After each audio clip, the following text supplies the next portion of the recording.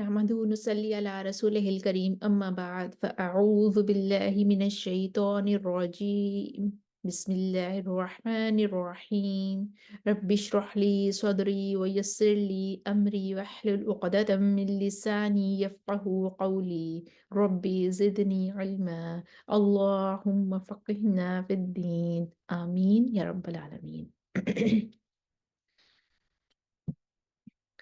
آج ہم پڑھیں گے با نون یا کے مادے سے جو لفظ ہمارے پاس آتا ہے وہ ہوتا ہے بنا یا یبنیو، باب دعات سے یہ آتا ہے اور اس کا مطلب ہوتا ہے بنانا، تعمیر کرنا۔ بنا یا یبنیو کو جو ہم صحیح کر کے لکھتے ہیں تو یہ بن جاتا ہے بنا یبنی بن ین، اس کا مصدر آتا ہے۔ سورہ زاریات کی آیت نمبر 1 میں آتا ہے وَالسَّمَاءَ بَنَيْنَاهَا، اور آسمان ہم نے بنایا اس کو یعنی کہ بنانے کے معنی میں یہ آ رہا ہے۔ اب با نون یا کے مادے سے جب ہم امر بناتے ہیں، ابن فعل امر ہے تو اس کا مطلب ہو جاتا ہے تو بنا، تو تعمیر کر۔ سورہ تحریم کی آیت نمبر 66 میں آتا ہے، حضرت آسیہ کی جو دعا ہے رب ابنی لی عندک بیتن فی الجنہ، اے میرے رب تو بنا میرے لیے اپنے پاس ایک گھر جنت میں۔ اب با نون یا کے مادے سے اسم المفعول جب آتا ہے فعال کے وزن پر تو یہ بن جاتا ہے بنا، بنائی ہوئی چیز، چھت، بلندی۔ سورہ المؤمن کی آیت نمبر 40 میں آتا ہے اللہ الذی جعل لکم الارض قرارا والسماء بناء، اللہ وہ ہے جس نے بنایا تم لوگوں کے لیے زمین کو قرار اور آسمان کو بلندی۔ اس طرح بنیان فعلان کے وزن پر اسم المبالغہ آتا ہے با نون یا کے مادے سے جب ہم اسم المبالغہ دیکھتے ہیں تو بنیان بہت زیادہ بنا ہوا، یعنی کہ عمارت۔ سورہ القحف کی آیت نمبر 18 میں آتا ہے فَقَالُوا ابْنُوا عَلَيْهِمْ بُنْيَانًا، تو ان لوگوں نے کہا کہ تم لوگ تعمیر کرو ان پر ایک عمارت۔ آگے بناء ایک اور اسم مبالغہ آتا ہے با نون یا کے مادے سے فعال کے وزن پر، اور اس کا مطلب ہوتا ہے بار بار کثرت سے تعمیر کرنے والا، معمار، یعنی کہ معمار وہی ہوتا ہے نا جو بار بار کثرت سے تعمیر کرتا ہے۔ جیسے سورہ سعاد کی آیت نمبر 38 میں آتا ہے وَالشَّيَاطِينَ كُلَّ بَنَّاءٍ وَغَوَّاصٍ، اور شیطان جو سب معمار اور غوطہ لگانے والے تھے۔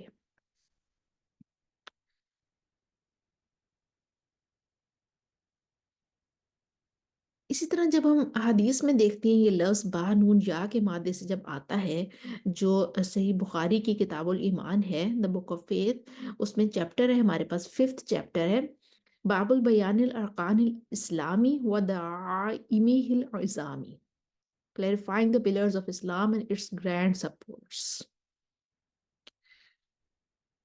اس میں جب ہم دیکھتے ہیں، جب آپ یہ جو بلیک کلر میں لکھا ہوا ہے بنی الاسلام علی خمس شہادت اللہ الہ الا اللہ وان محمد عبدہ ورسولہ واقام الصلاۃ وایتاء الزکاۃ وحج البیت وصوم رمضان، یہ بنی الاسلام، اسلام کی بنیاد، اسلام کی جو عمارت ہے، بنیا یہ با نون یا کا ہی مادہ ہے۔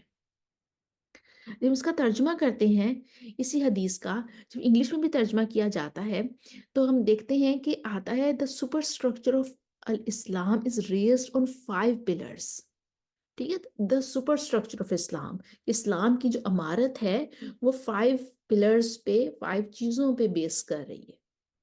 اس کا ایک مطلب بنیاد کا بھی لیا جاتا ہے، عمارت۔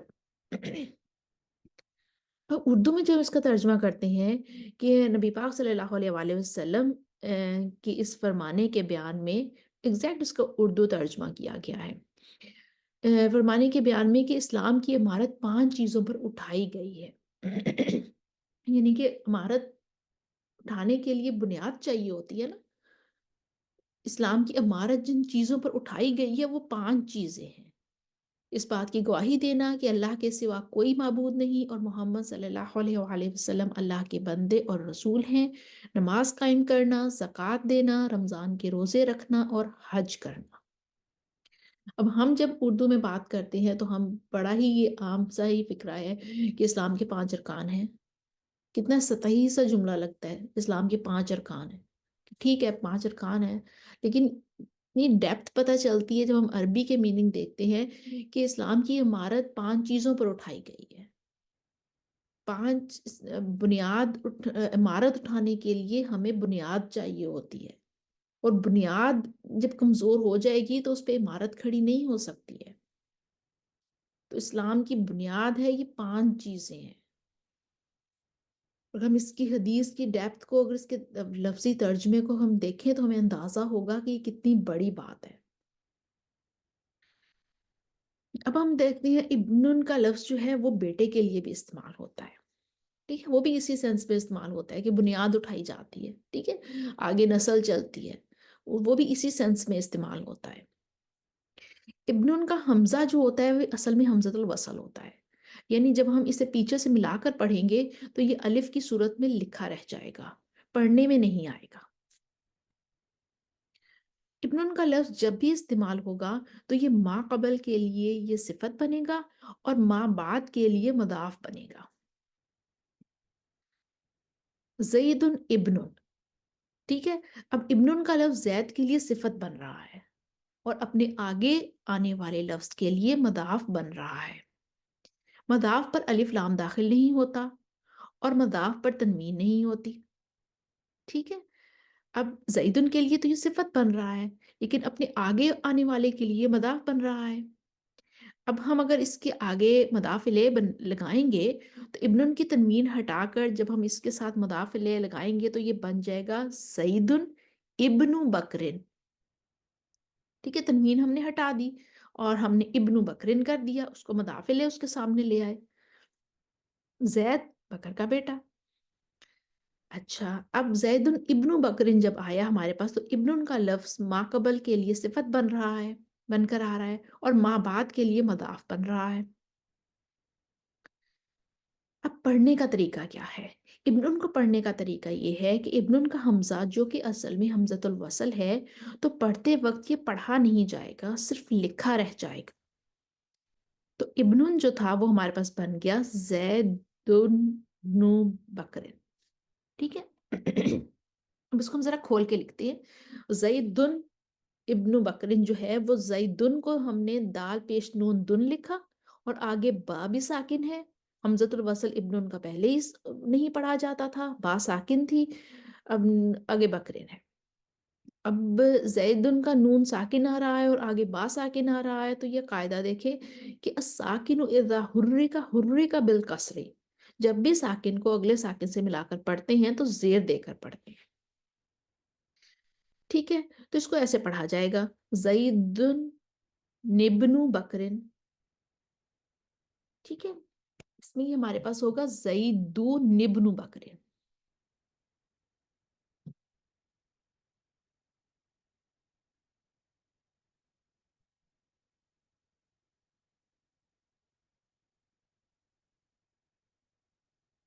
زیدو نبن بکرن ایسے پڑھنا چاہیے اس کو، ٹھیک ہے۔ اگر ہم دیکھیں کہ جب ساکن کو ہم اگلے ساکن سے ملا کر پڑھتے ہیں تو زیر دے دیتے ہیں نا، تو زیدو نبن بکرن، نون کو ہم نے زیر دے دی اور یہ بن گیا زیدو نبن بکرن، لیکن یہ ایسے نہیں پڑھا جاتا کیونکہ یہ بہت زیادہ استعمال ہوتا ہے، تو اس کو آسانی کے لیے جو کر لیا ہے وہ ایسے کیا ہے کہ ہم نے تنوین ہی ختم کر دی ابن کی، لہٰذا اگر ابن سے پہلے والا لفظ تنوین والا لفظ ہے تو اس کی تنوین ویسے ہی ہٹا دی جاتی ہے۔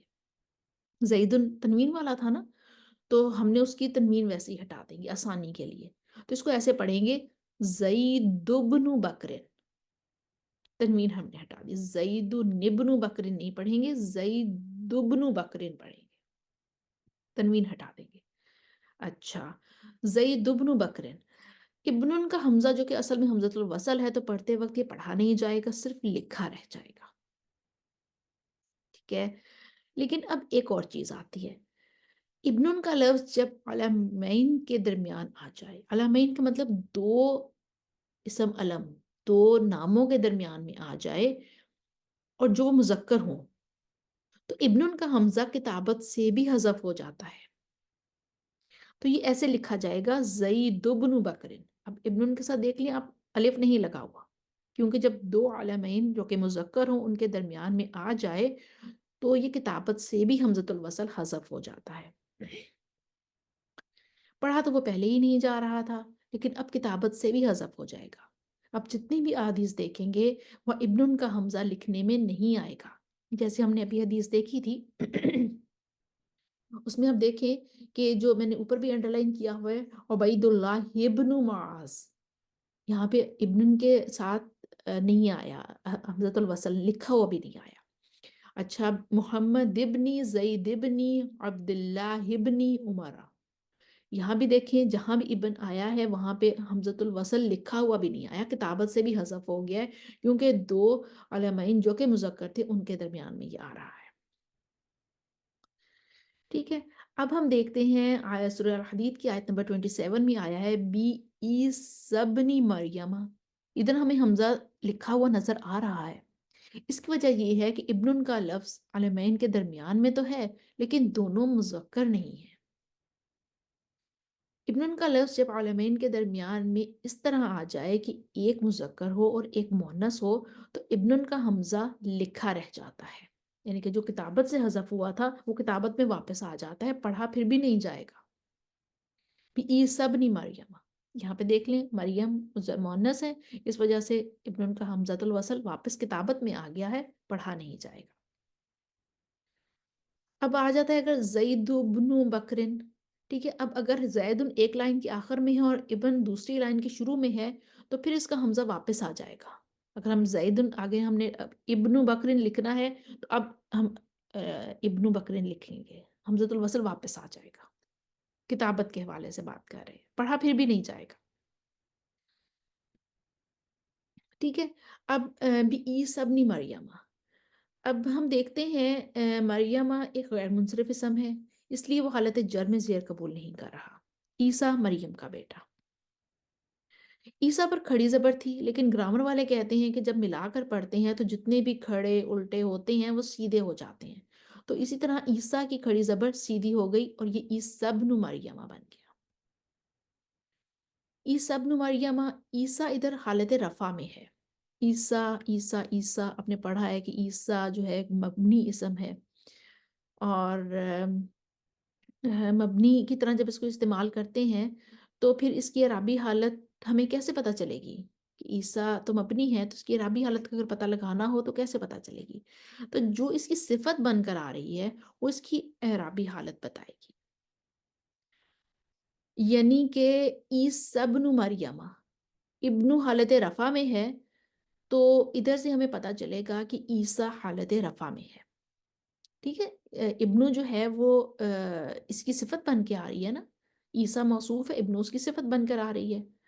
تو ہم نے پڑھا تھا نا کہ ابنو جو ہے وہ اپنے ما قبل کے لیے صفت بنتا ہے اور ما بعد کے لیے مضاف بنتا ہے. تو ما قبل کے لیے جب صفت بنائے تو یہ عیسیٰ کی اعرابی حالت بھی بتائے گا.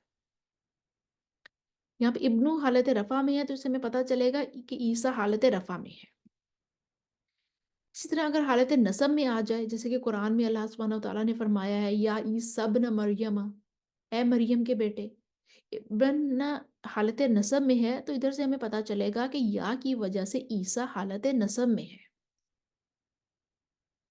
اگر عیسیٰ حالت جر میں آ جائے کسی وجہ سے جیسے حدید کی آیت نمبر 27 میں آیا ہے وَقَفَّيْنَا بِعِیسَىٰ ابْنِ مریم، اور ہم نے عیسیٰ ابن مریم کو بھیجا، ابن حالت جر میں آ جائے گا اور یہ بتانے کے لیے کہ عیسیٰ حالت جر میں ہے. تو اس طرح سے ہمیں پتہ چلا کہ ہم ابن کو کس طریقے سے استعمال کرتے ہیں اور کیا اس کا مفہوم ہوتا ہے، اور نون با یہ با نون اور یا کا جو مادہ ہے اس سے ہمیں کیسے کیسے لفظ ملتے ہیں اور کن مفہوم میں یہ استعمال ہوتا ہے. بہت ڈیپتھ ہے اس لفظ میں اور بہت طریقے سے بہت جگہوں پہ یہ استعمال ہوتا ہے.